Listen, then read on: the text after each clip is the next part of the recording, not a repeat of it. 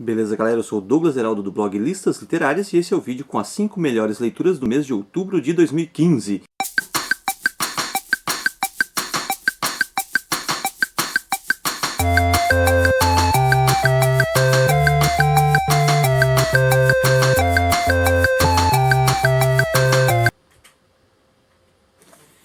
E na quinta colocação aí entre as melhores leituras do mês de outubro, né? Este livro aqui de Eowyn Ivey, A Menina da Neve, um livro aí que ficou dentro do ranking do blog aí com nota de, já vou conferir aqui para vocês, 9,22, uma boa nota, né, dentro daquele ranking que o blog estabelece. É um livro que me surpreende, ele tem uma capa até que é estranha, né, parece uma coisa muito comercial, muito... não sei, ela não passa uma coisa legal nessa capa aqui, eu acho que é muito fantasiada a capa, mas o romance dentro dele é bem legal. Aqui diz inclusive que o livro foi finalista do prêmio Pulitzer, né? Tem algumas razões para isso. Ele é um livro que trabalha um casal que vai viver no Alasca depois de um trauma de ter perdido um filho. Lá começa a aparecer uma menina estranha e ainda em algum ponto isso até pende para o suspense e para o horror, porque dá medo uma criança aparecendo da neve do nada, como se não existisse. Por um bom tempo ninguém tem a consciência se ela de fato existe ou se é apenas fantasia desse casal, da Mabel e do Jack, né? Mas a história vai se desenrolando com essa clara inspiração também em contos russos, né? Relacionados aí à Menina, a Menina das Neves, a Donzela das Neves é um conto russo que inspirou esse livro, e acaba sendo uma história cheia de dramas, bastante triste também, com um final que não é convencional e que está mais até para a literatura do que apenas entretenimento. Tem alguns elementos interessantes aqui, algumas passagens até bem marcantes e fortes. O leitor ele é instigado a ter diversas percepções ao longo da leitura do livro, passando pela preocupação do suspense e até uma certa cautela em relação a natureza dessa menina. Depois se transforma numa história de amor que parece que vai ser feliz, mas pode ser que não. Enfim, é uma leitura interessante e merece aí a quinta colocação aqui entre as melhores leituras do mês do blog Listas Literárias.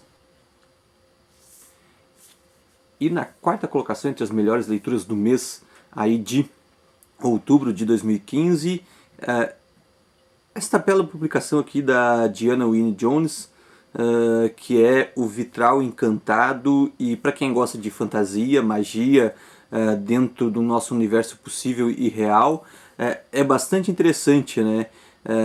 Pega um professor que, bem viajandão mesmo, o cara é bem viajandão, um menino também que aparece dentro da propriedade que ele herda, e eles precisam lidar com magias que protegem tanto o nosso mundo como o mundo de outras criaturas. Então é aquele tipo de obra que você lê para se divertir, com alguns elementos da fantasia que também é bastante interessante, mas que é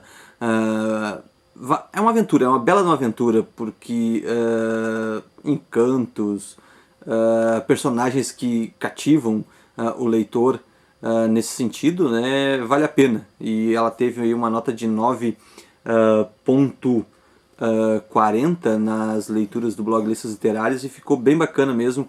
É aquele tipo de aventura que você gosta de acompanhar, com uma narrativa, uma prosa bem interessante, que é a da Diana Wynne Jones. E O Vitral Encantado então é a quarta melhor leitura do mês de outubro aqui no blog Listas Literárias. Lembrando que vocês podem acompanhar a resenha de todos esses livros citados aqui no vídeo através do link que vai ser colocado em algum ponto aqui do vídeo.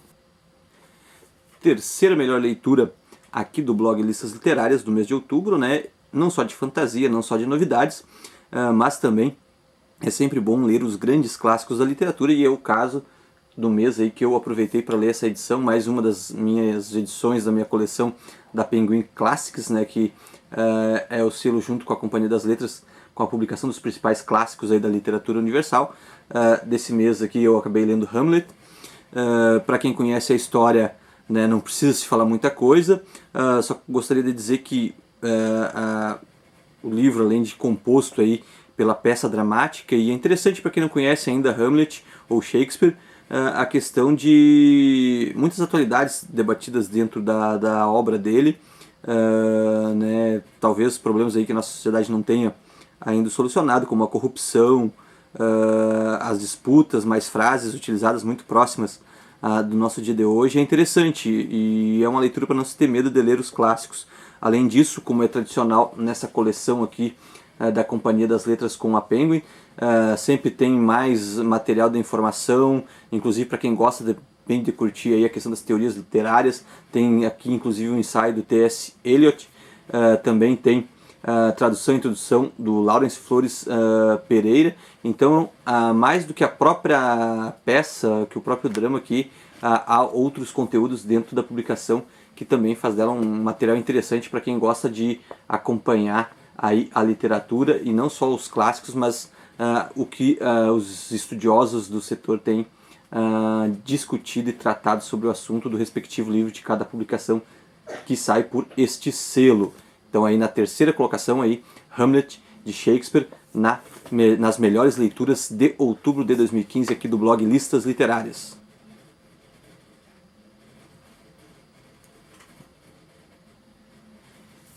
E na segunda colocação aqui entre as melhores leituras do blog no mês de outubro de 2015, né?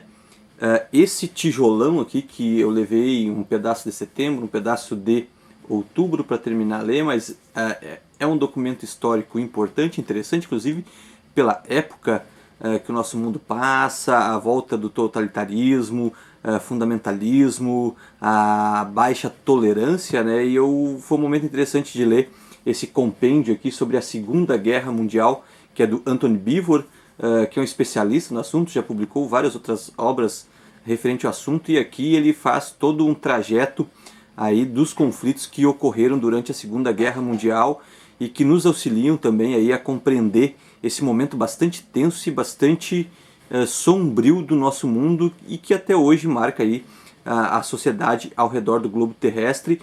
Inclusive para quem gosta de ler ficção, né, geralmente a galera gosta de curtir aí George Martin, porque é sangrento, porque é violento. Essa leitura aqui, ela é real, ela é né, em cima de tudo que aconteceu, e mostra que a realidade pode ser bem pior que a própria ficção.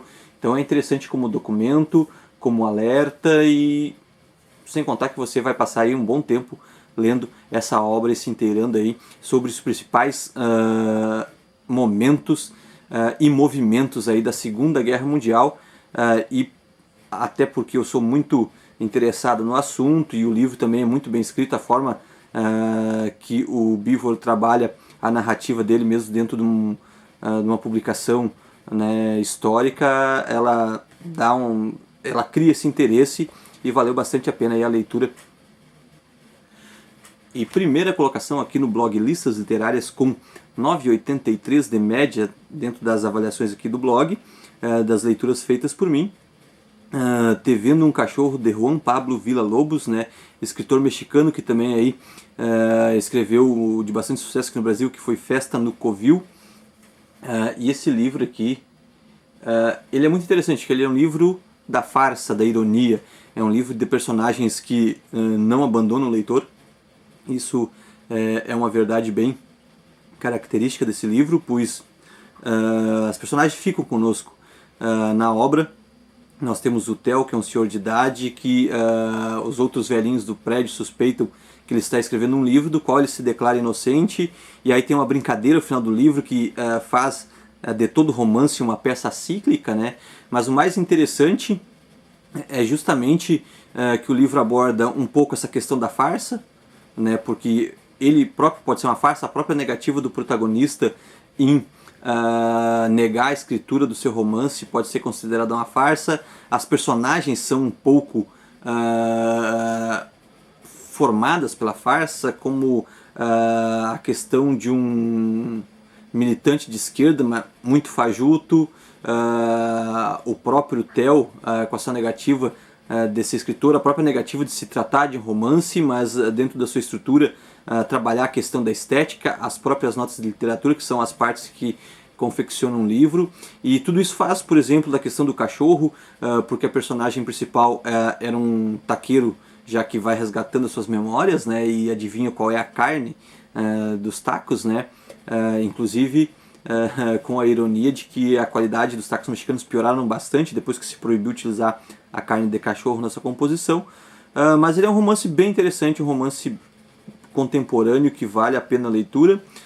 Dá um desenho aí do México, mas que isso fala essa questão da farsa, fala também essa questão desse envelhecimento. É interessante observar essa narrativa através desse personagem da deidade. É um livro também que às vezes ele beira e toca o surreal, como a reconstituição, a inspiração de uma cena em cima do flautista de Hamelin, em que o Theo ele conduz as baratas até o clube de leitura, ouvindo música cubana, né, bota elas a correr com música cubana. Então tem vários elementos aqui nesse livro que ele é totalmente irônico, né, alegórico também, e por isso ele mereceu essa nota alta aqui do blog, essa prosa também bem interessante, cheia de intertexto, cheio de riqueza de conhecimento, e valeu aí a primeira colocação das leituras de outubro aqui no blog, e vale a pena vocês conhecerem. E a resenha, como eu disse, fica por algum canto aqui do vídeo o link para vocês acompanhar.